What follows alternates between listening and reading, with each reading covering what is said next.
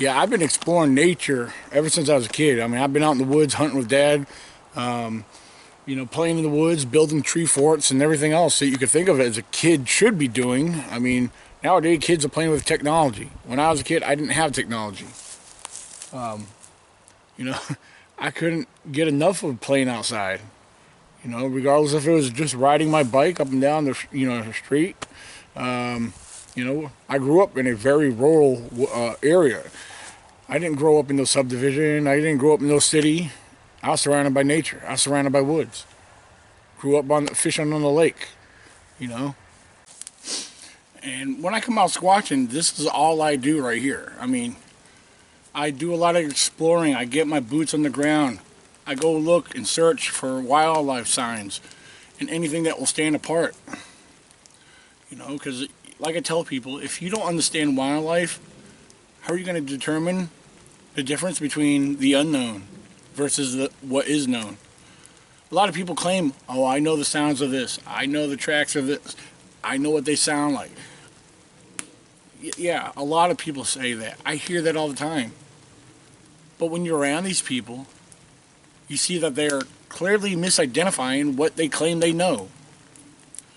Sad thing is, it's simple misinformation.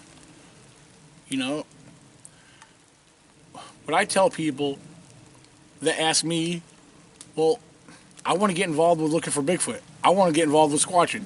What do I do? Number one, pick an area. Find an area. Get familiar with that location. Okay? Know the terrain. Learn about the wildlife that inhabits that area. If you don't understand what is in that area, then you're pretty much going to be lost. You got to take the time to observe. Finding answers is not going to happen overnight. Wildlife in general are very mysterious. A lot of people mistaken a lot when it comes to the wildlife, their vocals, their tracks. It's a shame, but it's the truth. Do I believe in Bigfoot? Oh, I more than believe in Bigfoot. I know they exist. Long before I ever had an encounter, I've seen their tracks. I've seen what you could determine to set apart from the unknown versus the known. It's quite fascinating if you ask me. You just got to take the time to analyze and study it and learn what is known. I know I sound like a broken record, but I can't stress that enough. I seriously cannot stress that enough. But sitting by this campfire in a relaxed environment, basically what you're doing, you're inviting everything that's around you to move through the area. You're not disturbing the area. And, that's your opportunity to listen. Look and experience and enjoy it. Enjoy it when you experience it. Take note of what you experience. Trust me, some things may not make sense right now, but they will. You got to stay at it. You got to be consistent. Other thing I tell people, when you're learning your area, observe the ground. I have come across so many tracks, Bigfoot and wildlife tracks. Why do I find so many Bigfoot tracks? Because I take my time. I don't go rushing through the woods like a marathon. I take my time. You have to take the time and analyze what is in front of you. Yes, I have been deceived multiple times on bear tracks.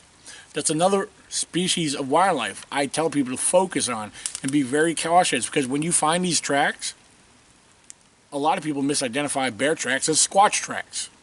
It's easy to do. Especially one thing that the bear is very known and common for doing is making that double step track where their rear foot meets their front paw and therefore forms one big looking track. They can range anywhere from 12 to 15 inches. Now, a single bear track around here could average between 10 to 15 inches easily. Here on the East Coast in the state of Virginia, the black bear is notorious. They're very well known for this area. And I can tell you about several other wildlife species that live here too. One other thing too I have to do, and I present this to other people.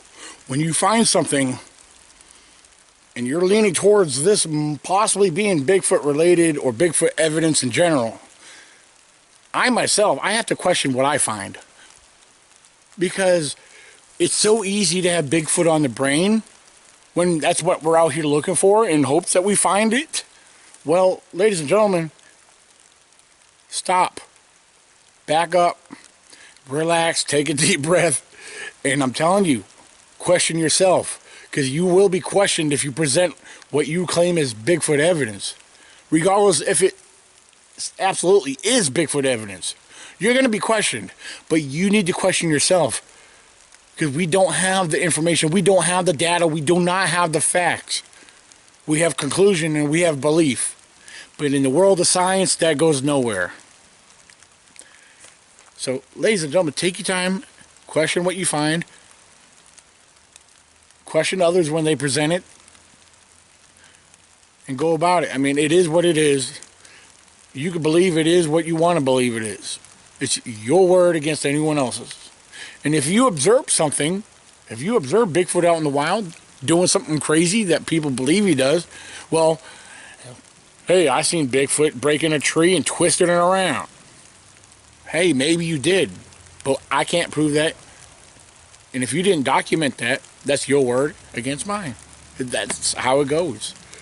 But yes, I'm very objective, and I try to stay logical, and I do try to present things in a scientific manner.